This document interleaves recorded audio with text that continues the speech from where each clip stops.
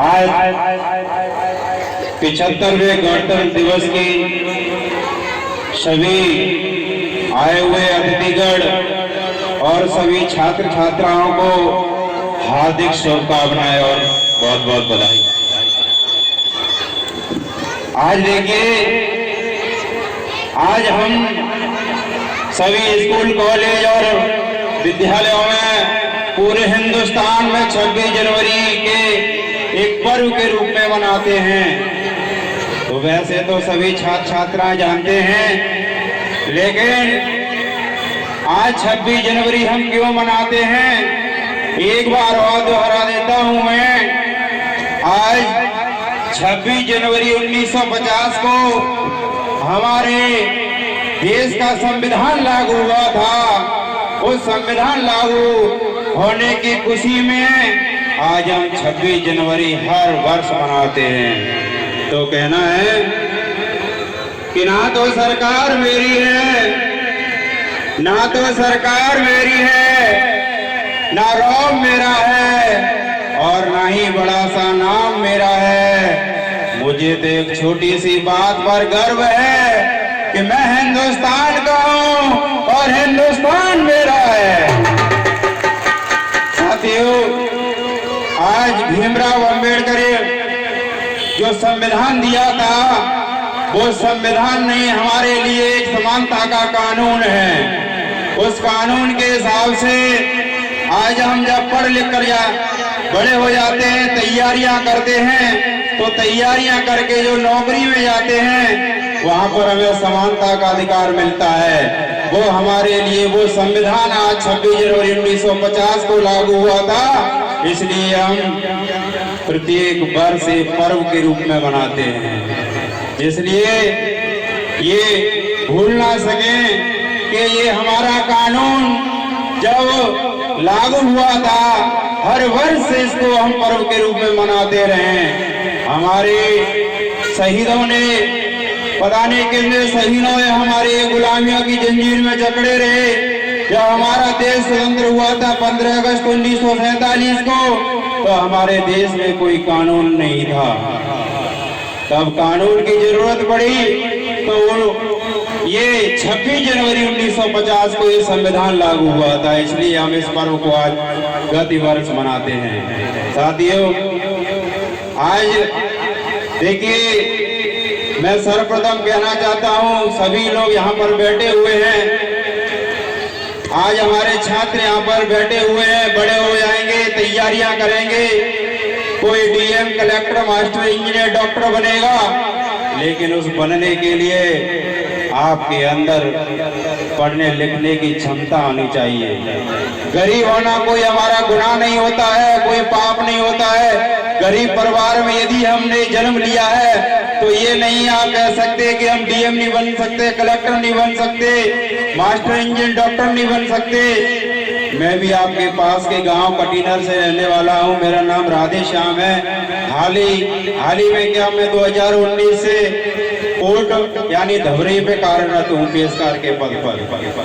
साथियों, तो मैंने भी एक गरीब परिवार में जन्म लिया था, लेकिन मैंने गरीब परिवार में जन्म लिया तो ये नहीं सोचा था कि मैं गरीब हूँ, कुछ बन नहीं सकता। मैंने अपना एक ही एम चुना था, वो चुना था पढ़ाई। आज आप भी छात्र हैं, तो छात्र के रूप में आपको एक ही एम चुनना पड़ेगा और वो चुनना पड़ेगा आपकी पढ़ाई।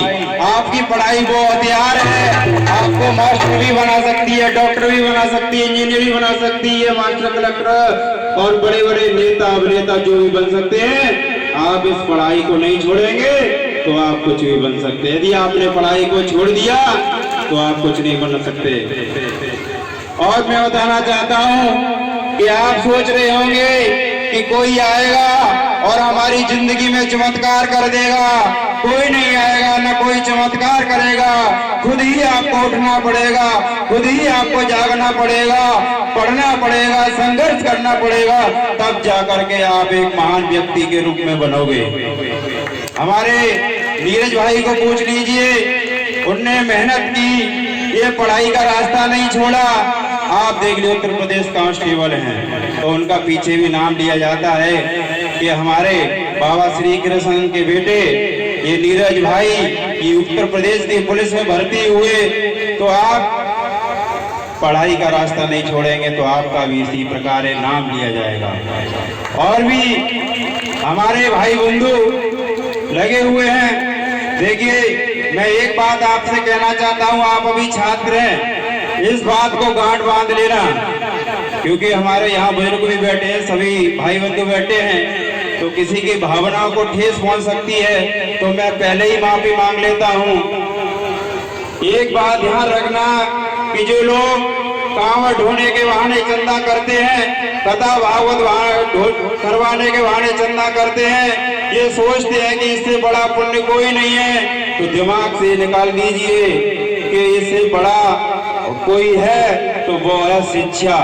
आप ये सब इधर उधर की बातें छोड़ करके आप शिक्षित होना सीखिए। आप यदि ये सब काम छोड़ करके शिक्षा को पकड़ लेंगे तो आप डॉक्टर, मास्टर, इंजीनियर, कलेक्टर बन जाओगे।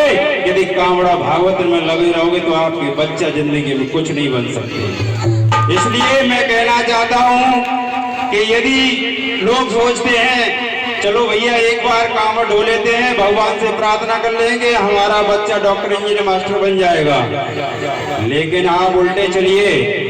अगर भगवान की आस्था का विषय होता है, आस्था रखिए, भगवान से कहिए कि प्रभु हमें किसी डॉक्टर, इंजीनियर, मास्टर बना दो, हम एक बार नहीं आपकी 10 बार कांवड़ ढोलेंगे। तो कुछ युवा इस चीज में भटके हुए हैं, गलत जगह पे एनर्जी का यूज कर रहे हैं, यानी गलत जगह पर अपनी ताकत लगा रहे हैं। सही जगह पर ताकत लगाइए तो ईश्वर का भी आशीर्वाद मिलेगा, गुरुओं का भी आशीर्वाद मिलेगा और बड़े बुजुर्गों का भी आशीर्वाद मिलेगा। यदि आप कहीं डॉक्टर, मास्टर, इंजीनियर बन जाओगे तो आपके पूरे है ये हमारे क्षेत्र का भी आशीर्वाद मिलेगा, नाम भी होगा, काम भी होगा। और इतना ही नहीं, कहते हैं कि ना तो पैर थके हैं, ना तो पैर थके, ना हौसला हारा है। अरे जिंदगी में कुछ करने का ठाना है, इसलिए सफर अभी और आगे बढ़ाना है, सफर और आगे बढ़ाना है। देखिए, मैं ज्यादा नहीं ये उदाहरण देना चाहता हूं। कुछ लोग कहते हैं कि ये दीवार है, तो ये मैं कहता हूं इस दीवार को तोड़ो। कोई तैयार होगा तोड़ने के लिए? बताओ, हाथ खड़ा करके बताओ, कोई होगा तैयार? नहीं होगा। यदि कह दिया जाए कि इस दीवार के अंदर सोना छुपा हुआ है तो कितने लोग तोड़ने को तैयार हो जाएंगे? बताइए, सभी हो जाएंगे। तो इसी प्रकार से ये शिक्षा का विषय है। ये शिक्षा में आपको दिखता नहीं है कि आप कितने बड़े आदमी बन जाओगे, ये शिक्षा आपको कितना बड़ा आदमी बना देगी।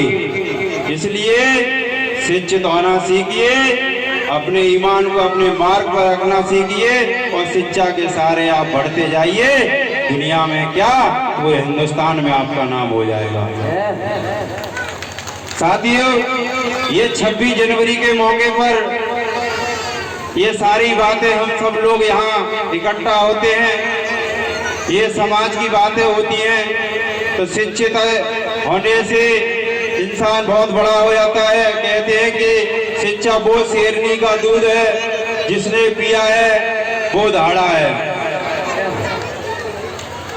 तो मैं एक बात छोटा सा उदाहरण देना चाहता हूँ, इसके बाद अपनी वाणी को विराम देता हूँ। देखिए, गर्मी का मौसम था एक बार, तो एक आदमी को बहुत प्यास लगी थी, तो पेड़ के नीचे खड़ा था। आसपास उसे कोई चारा नहीं था, इधर उधर पानी नहीं दिख रहा था, लेकिन वहां सामने एक मकान बना हुआ था। तो जब खिड़की से एक आदमी ने पूछा, भाई साहब क्या परेशानी है? तो उन्होंने कहा कि भाई साहब पानी पीना है। तो उसने खिड़की बंद कर ली, काफी समय हो गया। तो आदमी बोला, कितना बेकार आदमी है, केवल पूछ लिया और उसके बाद पानी भी नहीं पिलाया। लेकिन थोड़ी देर बाद खिड़की खोलने वाला आदमी आया और शिकंजी लेकर आया। तो उसने कहा, कितना बढ़िया आदमी है, देखो पानी के शिकंजी लेके आया है। जब प्यासे आदमी ने वो शिकंजी को पीना चाहा पीने लगा तो उसमें चीनी नहीं, तो फिर वो बोला कितना बेकार आदमी है, देखो इसमें चीनी नहीं मिलाई है।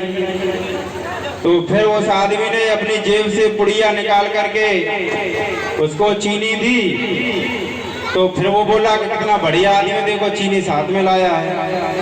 तो उसने कहा भाई साहब इसलिए हम तो साथ में लाए थे कि आप कितनी मीठी शिकंजी पीते हो, कितनी कम पीते हो, हमको पता ही ना कितनी डालनी है। तो देखिए इंसान का जन्म जब हम लेते हैं तो इससे ये सीख मिलती है कि ये विचार बहुत जल्दी बदल जाते हैं, कि बहुत जल्दी बदलते हैं कि कोई गलत है कोई सही है, कोई गलत है सही है। ये साबित करने के लिए आपको बहुत समय लगता है।